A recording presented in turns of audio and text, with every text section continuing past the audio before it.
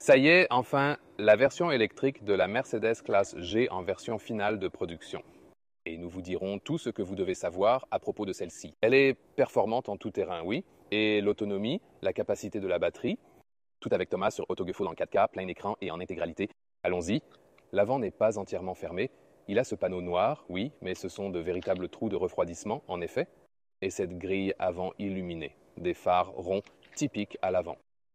Et cet élément ici, c'est vraiment juste un truc de design pur. Il n'y a pas d'air qui passe par là. Alors, les clignotants typiques ici, sur le dessus, ils ont l'air si uniques, surtout lorsqu'ils sont allumés. A-t-il vraiment un frunk? South Sea Blue, d'ailleurs, est 7, couleur mate, couleur très belle. Et ouvrons directement ce capot avant. Voilà. Oui, le bruit de fermeture des portes distinctif de la classe G.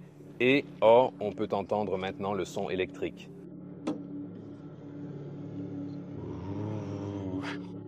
Eh bien, et là, vous pouvez voir qu'il y a ce couvercle ici. Et en dessous, vous savez, tout ce qui concerne l'électrique. Donc, il ne reste alors aucun espace pour un coffre. Mais il y aura une augmentation significative du coffre. La longueur est de 4,72 ou 186 pouces. Eh bien, cela dépend toujours de la longueur exacte. Si c'est, vous savez, avec ou sans roue de secours, avec ou sans la fameuse boîte design, ou sans boîte du tout. Diverses longueurs ajoutées dans la description de la vidéo ou le commentaire épinglé. Alors ici, nous avons dans ce cas alors des roues de 20 pouces entièrement en noir. Ce sont aussi les plus grandes disponibles. Profil latéral, typique de la classe G, ce style cubique, iconique. Et maintenant, le tout plus grand mythe a réellement été, mais quelle batterie reçoit-elle exactement? 116 kW net. Donc assez similaire à celle de la Mercedes EQS restylée. Ici, ils ont juste un tampon différent parce que la résistance au vent est bien sûr beaucoup plus élevée qu'avec le QS. Donc, le tampon est un peu différent pour la taille utilisable nette. Quelle autonomie réelle peut-on attendre? Quelque chose un peu moins de 400 km ou 250 miles à cause de cette valeur de CD qui est d'ailleurs à 0,45 dans la ligne AMG comme c'est le cas ici. C'est nettement mieux que le modèle à moteur à combustion et aussi encore plus nettement mieux que l'ancien modèle, la G-Class précédente, la version avant le restylage.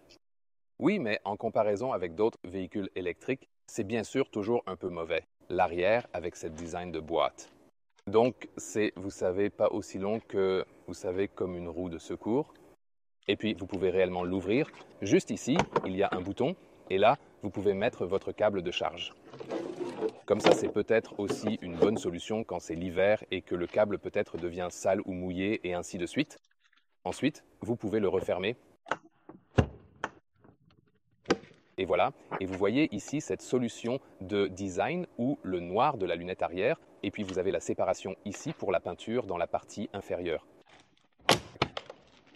Et ensuite, voilà, le coffre est vraiment ici. C'est un peu plus haut, 555 litres. Donc, vous ne perdez pas trop en ce qui concerne l'espace du coffre. C'est plus d'1 mètre ou 40 pouces en hauteur ici. La longueur est environ 70 cm, donc il y a une limitation. Ouverture de boîte classique ici aussi. Aérodynamique, ça a été peaufiné par rapport à la version pré-restylée. En fait, comme ça, le cache du montant A est meilleur pour l'aérodynamique et réduit aussi le bruit du vent à l'intérieur. Puis, il existe ce petit becquet de toit additionnel, situé juste ici, qui a la capacité de canaliser un petit peu mieux l'air par-dessus la voiture. Et puis, je ne sais pas si vous avez remarqué, mais le capot avant est même un peu plus haut par rapport à la version à moteur à combustion. Et cela canalise aussi mieux l'air au-dessus de ce pare-brise vraiment très incliné. Vous pourriez vous demander, attendez, si c'est plus aérodynamique et plus robuste, pourquoi pas sur la version à combustion? Je leur ai demandé. Ils ont dit oui, ils auraient pu, mais ils veulent le garder comme un point de vente unique pour la version électrique. Je veux dire, pourquoi pas? Ça a vraiment l'air cool aussi quand ça a, tu sais, cette petite marche un peu plus haute, n'est-ce pas? Une des caractéristiques les plus uniques du nouveau G-Class EV, d'ailleurs, ils l'appellent Mercedes G-Class avec technologie EQ. Alors, ils ne nomment pas cela EQG. Car un nouveau système de noms va bientôt arriver, se détachant de EQS, EQC et autres noms similaires. Oui, mais je nommerais simplement classe GEV ou un truc comme ça, ou classe G électrique. Pourquoi la classe G avec la technologie EQ? Oui, dites-moi dans les commentaires ce que vous en pensez. Mais en quoi consiste cette technologie EQ ici?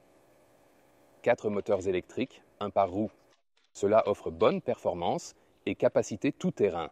Vous avez, disons, blocage de différentiel imaginaire, donc pas de mécanique. Mais parce que vous pouvez contrôler chaque roue individuellement du couple, alors vous pouvez avoir, vous savez, comme un blocage de différentiel fonctionnel, mais ce n'est pas un blocage, vous voyez ce que je veux dire? Donc, c'est génial pour les fonctionnalités tout-terrain.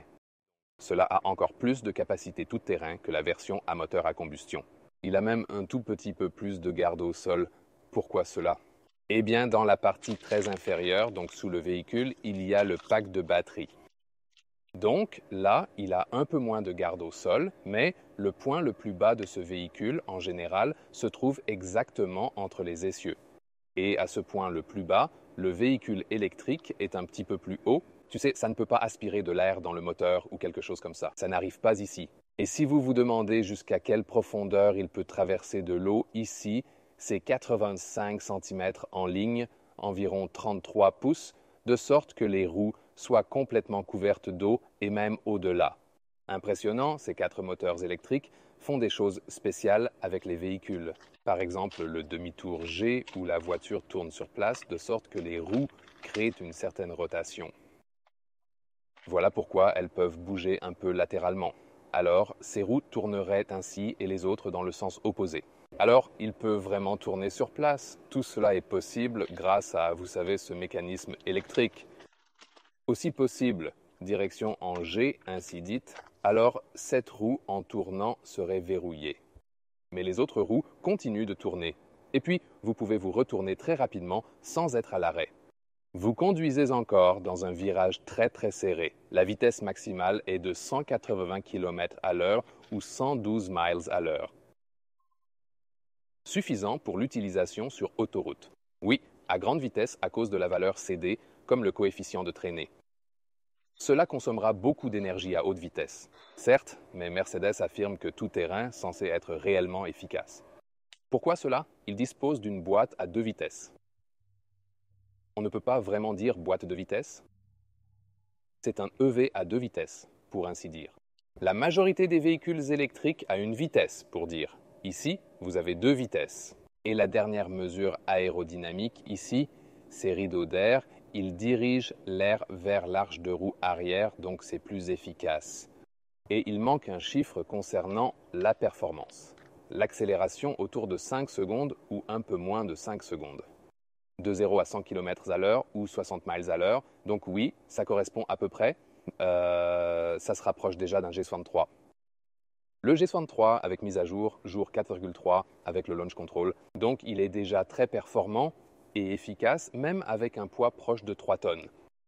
Oui, pour le pack de batterie, c'est environ 500 kg de plus que la classe G normale.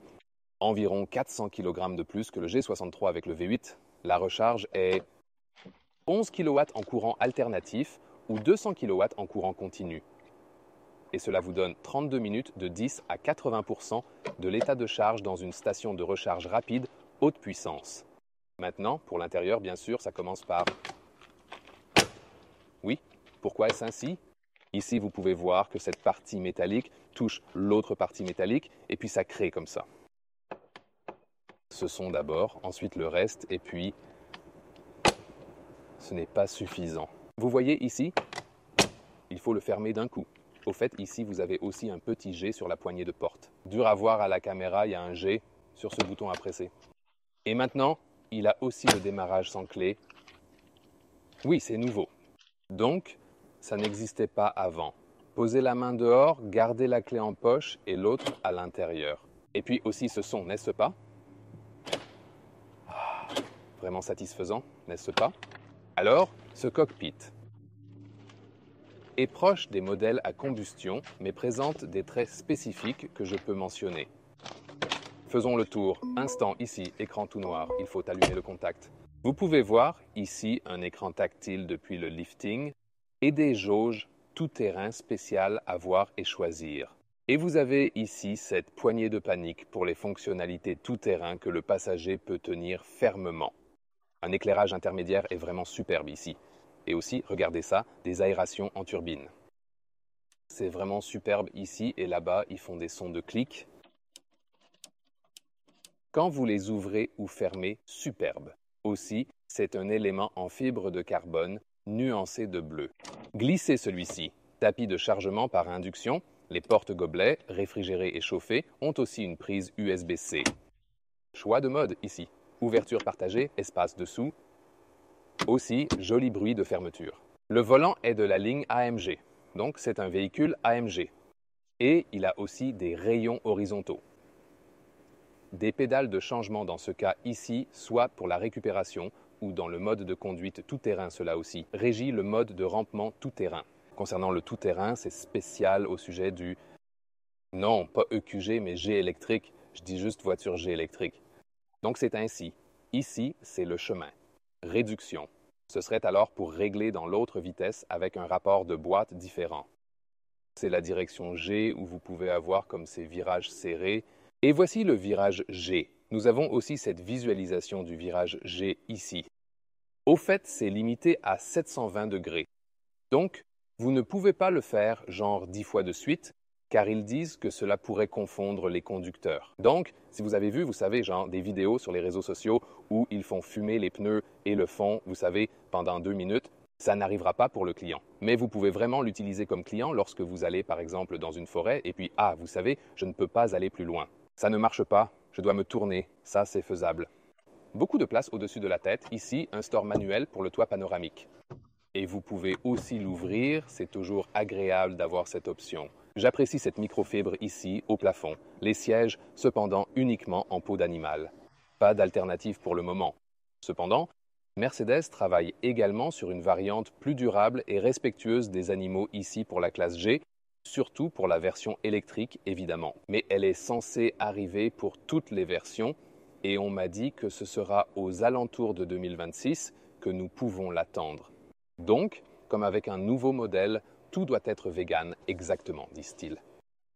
Les sièges s'ajustent facilement par la porte, offrant une assise vraiment très droite, donc on domine la route, même dans ce véhicule électrique évidemment. J'apprécie aussi les commandes manuelles ici pour la clim et aussi. À nouveau, un beau clic. Dans Instruments numériques, peut changer vue. Ici, vous pouvez obtenir des jauges tout-terrain robustes. Pour les sièges arrière, la hauteur n'est pas un problème pour les grands. L'espace pour les jambes, ça dépend de la position du siège avant, bien sûr. J'ai encore suffisamment d'espace pour les jambes parce que les gens sont assis relativement haut et droit dans le véhicule, donc on n'a pas besoin de beaucoup de longueur. Pas si confortable à l'arrière comparé à d'autres modèles de SUV, c'est comme ce serait avec un véhicule tout-terrain classique. Rappelez-vous, il y a une suspension indépendante à l'avant, mais il possède un essieu rigide à l'arrière. Oui, c'est le souci, donc cela réduit le confort à l'arrière. Sans doute, je peux vous montrer une fonction très intéressante indépendamment. Regardez ça. Pour rabattre les sièges, voilà. C'est ainsi, encore. Voici comment vous pouvez facilement avoir cet ensemble pliable, un peu moins, pour charger des objets plus longs. Au fait, il n'obtient pas de crochet de remorquage, aucune capacité de remorquage du tout pour la version électrique parce qu'elle est déjà tellement lourde, en fait. Et il voulait se concentrer sur d'autres choses pour cela. Et la question est, préférez-vous ceci ou la version à moteur à combustion?